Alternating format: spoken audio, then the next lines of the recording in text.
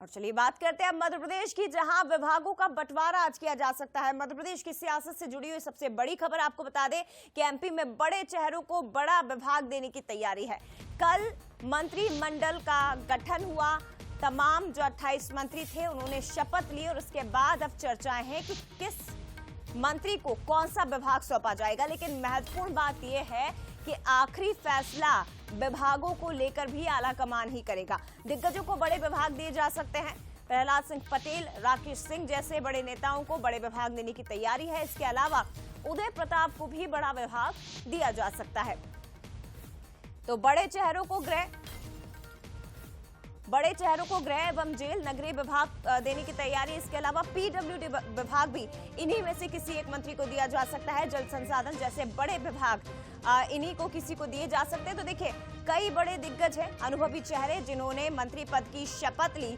और महत्वपूर्ण खबर यह है कि अब विभागों को लेकर चर्चाएं शुरू हो गई है कि कौन सा दिग्गज या कौन सा मंत्री कौन सा विभाग संभालेगा। प्रहलाद सिंह पटेल, कैलाश विजयवर्गीय, राव उदय प्रताप सिंह, राकेश सिंह, ये वो बड़े दिग्गज हैं। अब इन पर विभाग कौन से दिए जाएंगे, बंटवारा किस प्रकार से किया जाएगा, ये देखना बहुत महत्वपूर्ण होगा। और चलिए, जो तमाम दिग्गज हैं एक एक करके इनके बारे में आपको बता देते हैं। प्रहलाद पटेल पहली बार विधायक बने हैं, मंत्री पद की शपथ ली। 2003 में केंद्रीय कोयला राज्य मंत्री रहे हैं। मोदी कैबिनेट में भी मंत्रालय को बहुत अच्छे से इन्होंने संभाला है।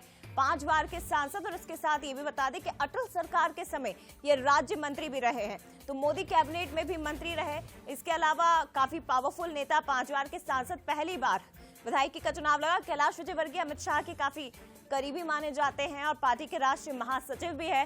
बंगाल में बीजेपी के प्रभारी रहे। इसके अलावा आपको ये भी बता दें कि 2008 में पीडब्ल्यूडी विभाग भी ये संभाल चुके हैं। 2013 की अगर बात करें तो नगरीय प्रशासन विभाग इन्होंने संभाला है। तो कैलाश विजयवर्गीय काफी बड़े, काफी दिग्गज नेता। और बात अब राकेश सिंह की करें, पूर्व प्रदेश अध्यक्ष रह चुके हैं, पार्टी के पूर्व सांसद, और इसके साथ ही अब उन्होंने विधायकी का चुनाव लड़ा, मंत्री बन चुके हैं। लेकिन विभाग क्या मिलेगा, इस पर सभी की नजरें टिकी हुई है। केंद्रीय नेतृत्व के काफी करीबी राकेश सिंह को माना जाता है। और इसके साथ ही आपको बता दें, राव उदय प्रताप सिंह पूर्व सांसद, मंत्री बन चुके हैं, शपथ उन्होंने ली है। इसके साथ ही 3 बार के सांसद ही रहे हैं, 3 बार के सांसद, और अब मंत्री पद की शपथ इन्होंने ली। लेकिन विभाग आखिर इन्हें क्या miलेगा? मध्य प्रदेश के अफसरों की वर्किंग को बहुत अच्छे से समझते हैं। खास बात यह है कि जो दिल्ली से लौटे हुए नेता हैं उन्हें मंत्रालय का बहुत अच्छे से अनुभव है। और अब 3 बार के सांसद राव उदय प्रताप सिंह, इन्हें क्या जिम्मेदारी दी जाएगी, कौन सा विभाग मिलेगा? लेकिन ये तय है कि जो 4 दिग्गज हैं इन्हें बड़ा विभाग देने की तैयारी की जा रही है। बड़े विभाग जैसे नगरीय प्रशासन विभाग, इसके साथ ही गृह मंत्रालय, परिवहन विभाग, नगरीय प्रशासन विभाग, ये तमाम वो विभाग हैं। अब इन्हीं में से किसी एक को इनमें से कोई विभाग दिया जाएगा। लेकिन आपको बता दिया है कि 4 दिग्गज मध्य प्रदेश के जो सीनियर लीडर हैं कितने पावरफुल हैं। तो अब कौन सा विभाग इन्हें सौंपा जाना है, इस पर चर्चाएं शुरू हो चुकी है। लेकिन दिल्ली आला कमान ही विभागों को लेकर फैसला करेगा। हमारे साथ एग्जीक्यूटिव एडिटर मनोज सैनी जी इस वक्त फोन लाइन पर जुड़ गए हैं। मनोज जी, पहले ये चर्चाएं थी कि आखिर मंत्री कौन बनने वाला है, कौन इस लिस्ट में शामिल होगा, वो साफ हो चुका है। लेकिन अब सबसे ज्यादा चर्चाएं कि जो 4 दिग्गज है, प्रहलाद सिंह पटेल, कैलाश विजयवर्गीय, राकेश सिंह, और इसके साथ ही राव उदय प्रताप सिंह, विभागों का बंटवारा कैसे होगा सर, और किस लीडर को कौन सा विभाग मिल सकता है? देखिए जया, एक तो पहली बात यह है कि केंद्रीय नेतृत्व ने बिल्कुल साफ कर दिया है कि इस बार का जो भी मंत्रिमंडल बने वो पारदर्शी हो। खासकर भ्रष्टाचार मुक्त की जो बात कही जा रही है कि इस तरह के आरोप प्रत्यारोप से बिल्कुल बचना है और इस लाइन पर ही आगे बढ़ना, सबसे मुख्य लाइन यही है। एक अच्छी सरकार, जैसा हम देख रहे हैं उत्तर प्रदेश की एक झलक दिखाई देती है, या बाकी अन्य राज्यों में, या खुद मोदी की हम बात करें तो वो सब चीजें दिखाई देंगी। अब हमारे पास बड़े अच्छे लीडर हैं, चाहे प्रहलाद पटेल की बात करें, राकेश सिंह है, कैलाश विजयवर्गीय है, उदय प्रताप, इनके पास लोकसभा का अनुभव भी है। लेकिन मध्य प्रदेश का अनुभव उस तरह का नहीं है, पर अनुभव दूसरे तरह का। आप देखिए, कैलाश विजयवर्गीय तो पहले भी 3 विभागों के मंत्री रह चुके हैं। उसके अलावा हम बात करें, प्रहलाद पटेल केंद्रीय मंत्री रहे हैं, सचितक रहे हैं राकेश सिंह लोकसभा में। और विभागों की हम बात करें तो नगरीय प्रशासन विभाग बड़ा विभाग होता है, गृह मंत्रालय बड़ा विभाग, पंचायत ग्रामीण विकास बड़ा विभाग होता है, परिवहन बड़ा, राजस्व बड़ा विभाग होता है। लेकिन इसके साथ कुछ ऐसे मंत्रालय जिनकी बहुत जरूरत भारतीय जनता पार्टी को पड़ने वाली, जैसे संसदीय कार्य मंत्री डॉक्टर नरोत्तम मिश्रा इस जिम्मेदारी को निभाते थे।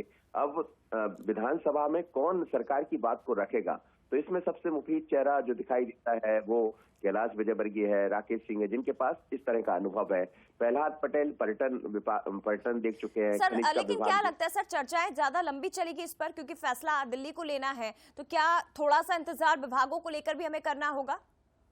देखिए, मुझे नहीं लगता। आज देर शाम तक जो मेरे पास खबरें आ रही है, विभागों का वितरण हो जाएगा। 11 बजे मुख्यमंत्री तमाम मंत्रियों के साथ बैठ रहे हैं और वो अपनी मंशा से भी, मुझे लगता है ऊपर से तमाम तरह की चीजें हो भी चुकी है।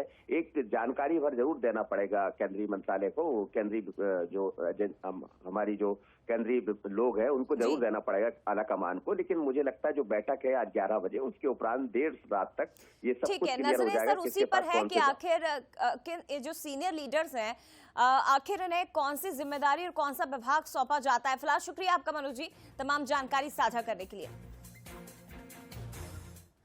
तो मध्य प्रदेश कैबिनेट गठन में 2024 की रणनीति भी दिखाई दे रही है। बता दें आपको कि लोकसभा चुनाव से पहले बीजेपी ने ओबीसी कार्ड खेला है। 11 विधायक ऐसे हैं ओबीसी वर्ग से आने वाले जिन्हें मंत्री बनाया गया, तो ओबीसी कार्ड खेला गया है। 28 मंत्रियों में से 11 मंत्री ओबीसी वर्ग के हैं। मंत्रिमंडल में 11 ओबीसी, 9 सामान्य वर्ग के मंत्री और 4 एससी और 4 एसटी वर्ग के मंत्री हैं। लेकिन सबसे ज्यादा जो जब दबदबा नजर आया वो है ओबीसी वर्ग का। 11 मंत्री ओबीसी वर्ग के बनाए गए और इसके साथ ही आपको बता दें कि मुख्यमंत्री खुद ओबीसी वर्ग से आते हैं, यानी कि कुल मिलाकर 12 आप इसे ले लीजिए। हालांकि मुख्यमंत्री और इसके साथ ही 11 ओबीसी मंत्री। अब इसे समझने की कोशिश करिए। 2024 को लेकर एक बड़ी रणनीति के तहत एमपी बीजेपी आगे बढ़ रही है और उसके साथ ही इसे राहुल गांधी के ओबीसी आरक्षण की जो बात उन्होंने की थी, जातिगत जनगणना की, उसके कार्ड के रूप में आप देख सकते हैं कि बीजेपी ने एक नई प्लानिंग के तहत विपक्ष के उन तमाम मुद्दों को ध्वस्त करने का एक प्रयास किया है।